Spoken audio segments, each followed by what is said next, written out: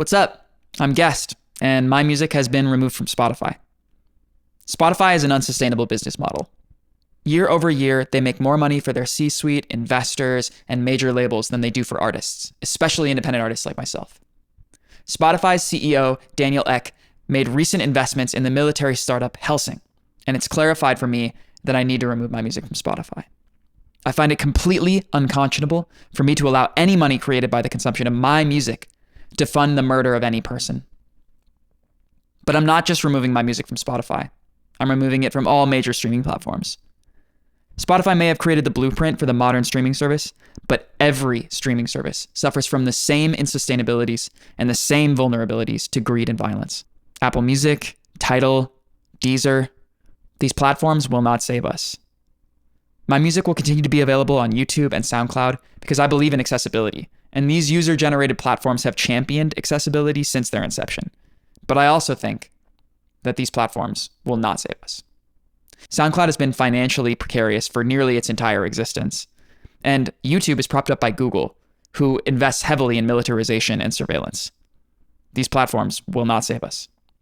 My music will be available for free download / pay what you want on Bandcamp. At this time, I think this is the best place to support me, but I also do not think that this platform will save us. Bandcamp has been a hot potato for various corporate ownership over the last few years. Ownership that subsequently squashed their workers' union, and in doing so, betrayed their values and their dedicated user base.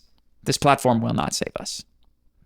We have seen time and time again, corporate control will always yield to enshittification. If there is a profit motive, it will be taken. But I am hopeful.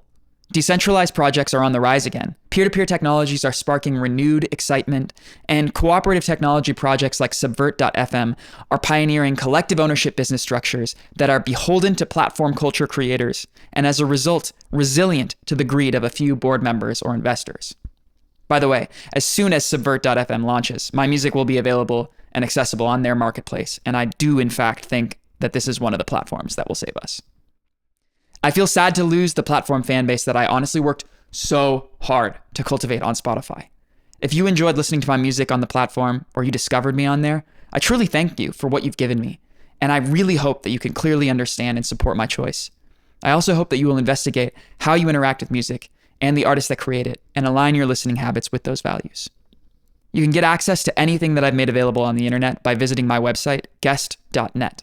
This is where you can find all of my links to various platforms, as well as sign up for my emailing list where you can get notified of new music and shows. Thanks for listening, and thanks for caring about music. See you later.